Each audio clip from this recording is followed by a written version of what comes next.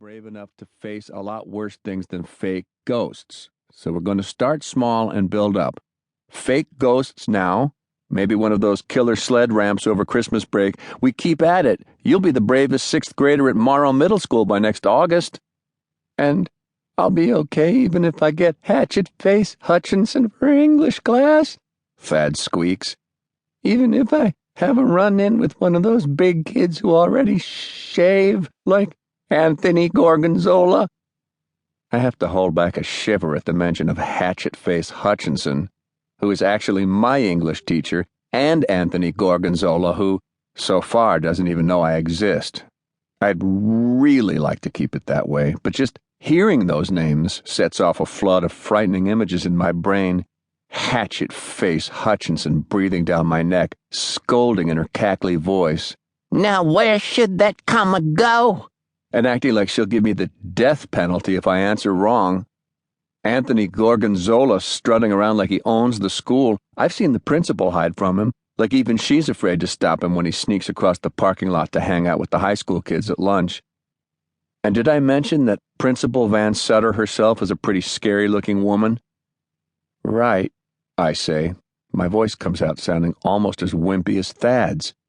I shake my head to push the horrible images from my mind. I resist the urge to turn around to see what the ghost is doing behind me. I clear my throat and regain my focus. Now, here's the plan, I tell Thad. I sound strong again, confident. You're not going to be able to count on me being around all the time next year in middle school. You've got to get brave enough to be okay even when you're alone. So I'm going to walk on through the rest of the haunted house, all the way to the end, and you're going to stay in here with this ghost for... I was going to say 15 minutes, but I just can't, not while there's so much panic spreading across Thad's face. 5 minutes, I say, and even that feels like I've just done something awful, like kicking a kitten. No, please, Thad whimpers, and his voice sounds like it did when he was a toddler. You shouldn't ever have to be this mean to someone you used to drive around in a little Tyke's cozy coupe when you were 3. It's for his own good, I remind myself. I turn toward the doorway and hurry out before I can go all soft and change my mind. Out of the corner of my eye, I get a glimpse of the ghost who's floating over toward Thad now. Will you help me? The ghost asks him. Keep walking, I tell myself. Keep walking. I wonder if my parents felt this awful when they dropped me off at daycare for the first time or sent me off to kindergarten, or did they even know what I was getting into? Watched me get on the bus for middle school. Didn't they see Anthony Gorgonzola lurking at the back of that bus? Didn't they ever have a teacher as terrifying as Hatchet-Face Hutchinson? You can still hear Thad if he screams for help, I remind myself.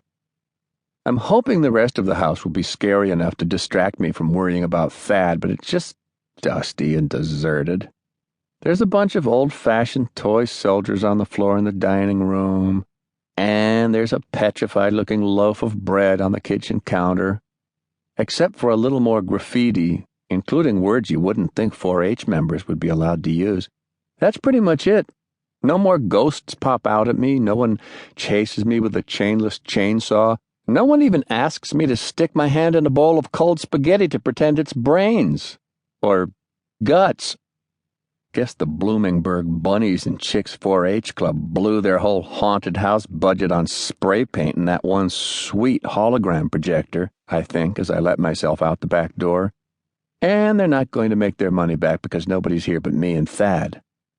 I sit down on the back step, which is just an old decaying wood plank balanced on concrete blocks. Above my head, the same kind of fake official signs hang on the back door that Thad and I saw at the front. Condemned. This structure at 458 Gnarled Pine Drive is scheduled to be torn down on October 31st, and no trespassing. Violators will be prosecuted to the full extent of the law. I've got to admit, the signs are a nice touch. Authentic looking. Just like the ghost, but still, why wasn't there any fake blood, or a strobe-lit murder scene? Or volunteers dressed up like vampires and zombies and ghouls all jumping out at Thad and me at once? For the first time it hits me just how